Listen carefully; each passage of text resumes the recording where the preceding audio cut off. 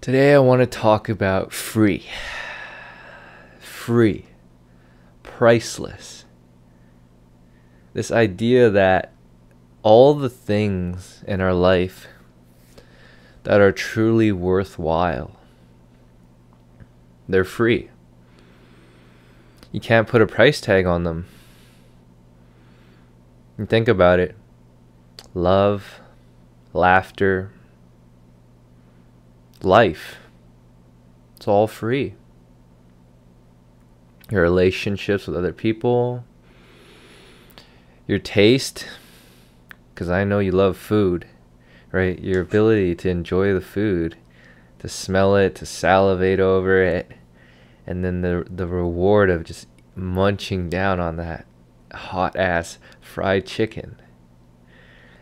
Your vision, right? Your eyesight. What does it cost for you to be able to see?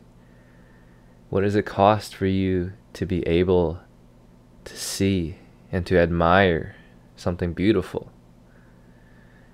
Whether that's gorgeous woman or a statue, work of art. Same thing with your taste, right? A good fucking beer, you know? It's priceless, man. And you say, well, the food's not free, the beauty's not free. I have to spend money in order to go to beautiful places and to see beautiful things, right?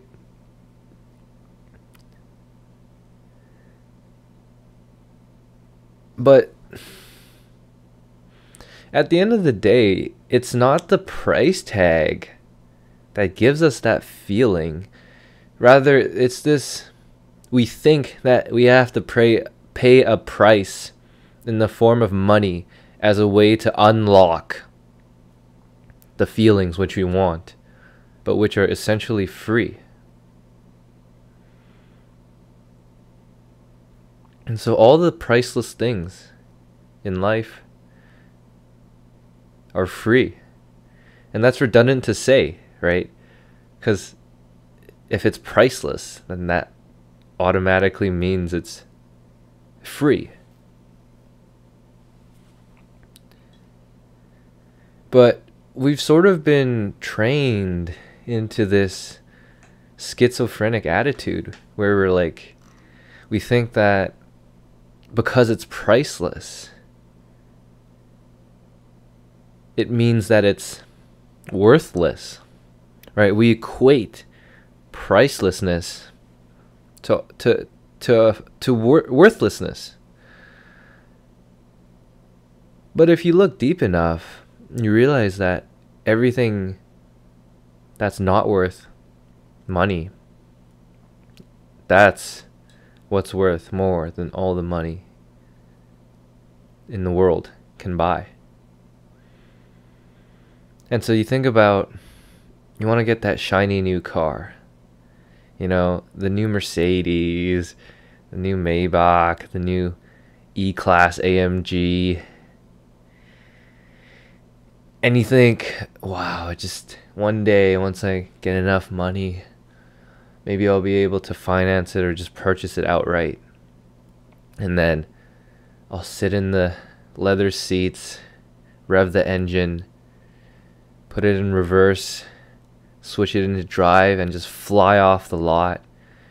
And that exhilarating thrill, the smile on your face.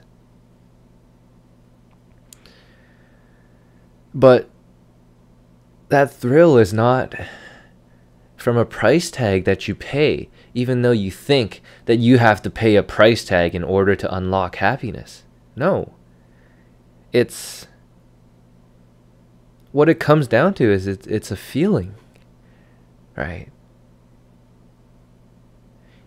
You can have the same amount of appreciation for what you currently drive right now. You can have that same smile on your face when you push down on that pedal. The engine roars and you go flying past all the other bums on the highway. You can have that same thrill and exhilaration, but you refuse to see it that way right? We're so caught up on the next thing we have to get that we completely forget to be grateful for what we have now, and to realize that all it is a mentality, it's a mindset, it's a perception, right?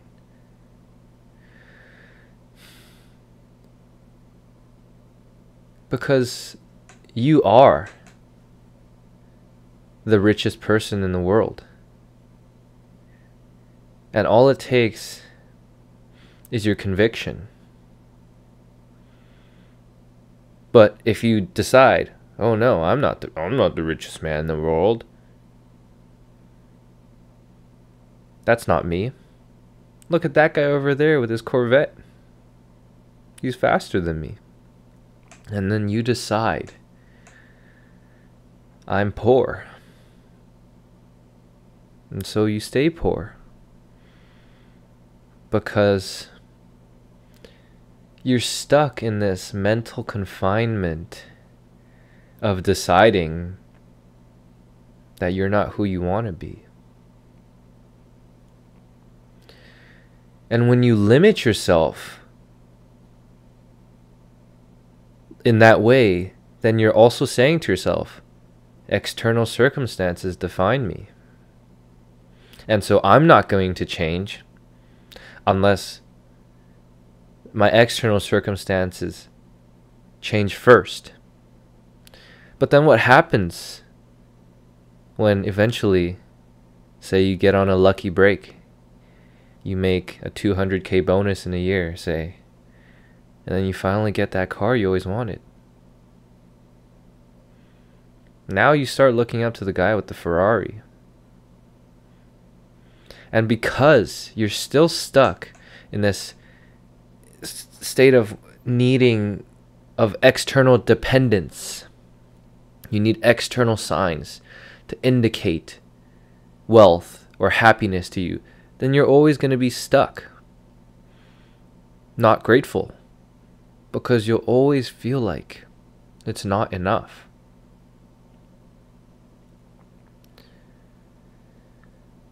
And so you realize it doesn't matter if you blow 20,000 to go on a trip, to the islands, to the tropics, with a bunch of poser losers who happen to have a lot of money, and then only to end up back home 2 weeks later, depressed that you have to go back to work and that your vacation's over. You can spend $0 and just sit in a car and have a meaningful conversation with somebody. And that connection, in that moment, you're having the time of your life. Nothing else matters.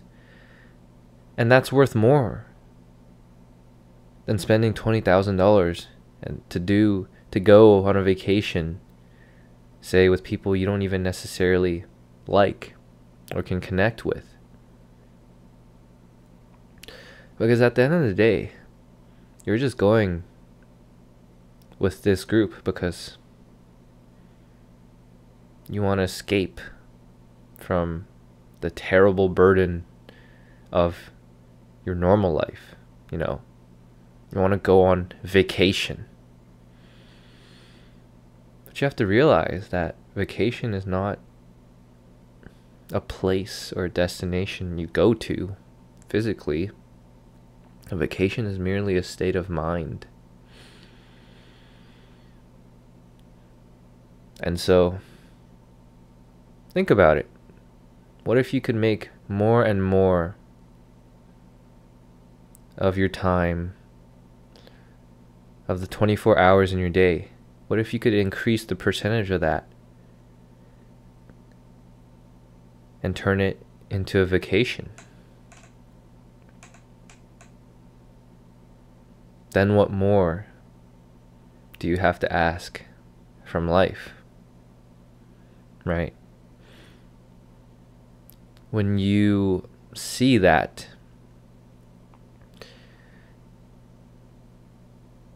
life doesn't work by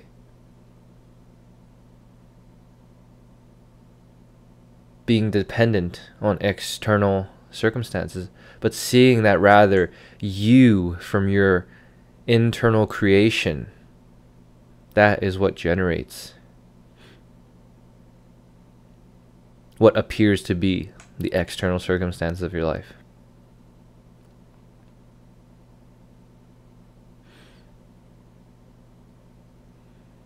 That's the spiel for the day. See you in the next one.